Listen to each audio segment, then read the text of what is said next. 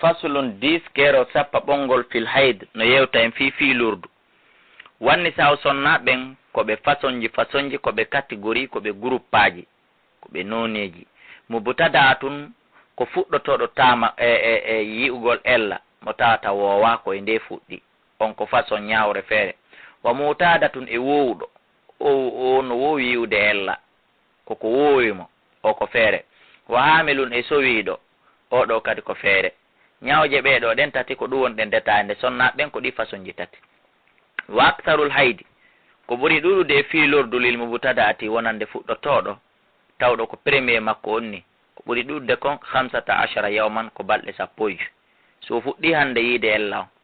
yehi ha timmi balɗe 15 kupaali haray ila ndeññande wona fiilaye few haray ko ƴiƴa ñaw haray o salligorto o juula no salligorta noon o juula no mari façon mo tata en wata expliquede ɗum ɗon fof ka tafsir ɗo.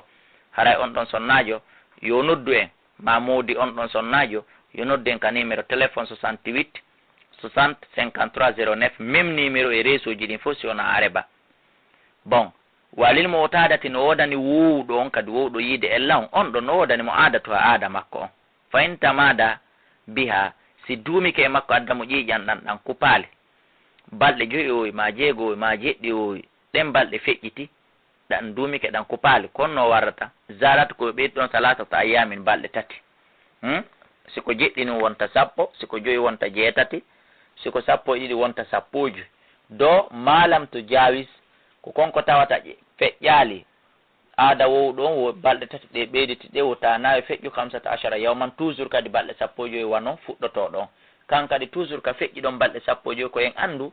fiila e fuɗɗotoɗo wowɗo o na feƴƴu balɗe 15 few si woni balɗe 15 feƴƴani iyannan kupaali haray o salligoto o lototo longal o juula kala wagoto haray ɗum ɗon on nodday ka numéro téléphone mi wanno explication ma yawon ka email ka facebook elaji abdoullahi kala @yahon.fr. walil hamili no waɗani reedujo baada 3 ashhurin e ɓaawo lebbi 3 15 yawman balɗe 10 bi mana lebbi 3 kala walil hamil no waɗani sowiɗo on baada 3 ashhurin ɓaawo lebbi 3 timmi himo yi'a 15 yawman balɗe 10 na noon forcément ko ɓuri ɗuɗde kon e sowiɓe ila ñande ɓe ƴetti reedu ha ñande ɓe jibini ɓe yiyata ko ɗum ɗon kadi ɓuri moƴƴande bobo on ɗon ka reedu aya qur'an dalil mum no ari on nodday toujours ka numéro téléphone ji mi wawa on ɓanginande wona hawawi ko nandetata e mum kono noon fi on tigui yi ella hino wondi e reedu ndun haray ɗum hollali na o reedujo ma reedu ndun boni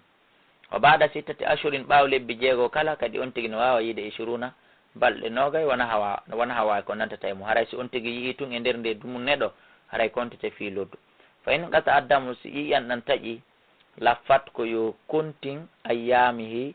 ñalɗi makko ɗin hatta to kammila haɗitima bi mana sonnajo wowɗo yiwde balɗe 5 o yii tun balɗe 3 kupi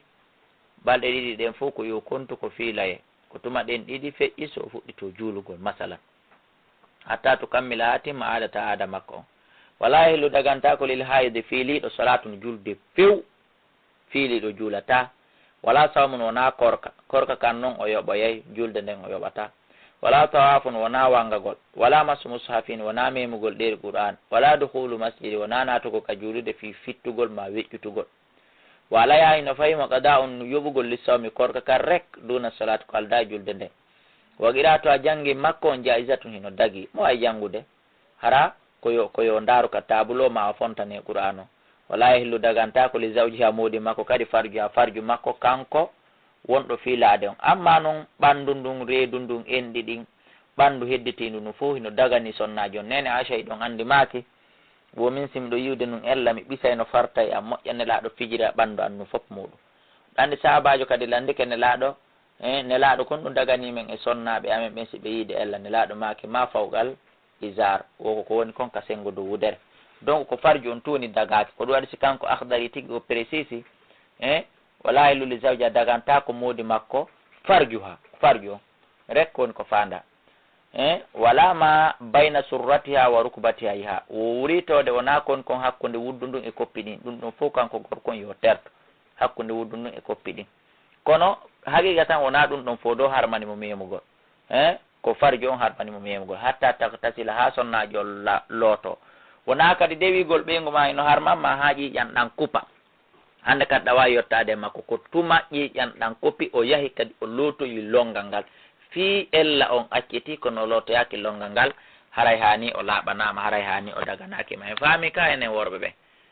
wallahu ala wa alam kala kon famali miɗo noddi on lillahi wa fillahi o noddu ka numéro téléphone ɓeyɗa ɓanginande ko fiqhu eno metti famude e kadi ko ɓuri kon kadi goɗɗum no jangge yeteɗa ko ni ta an hari faamu ma on nani si tawi a yewtaka moƴƴa ta ko koko nanɗa ɗo ɓuuri sellude faamu ma o ma ko faamu ma on ɓuuri sellude ɗum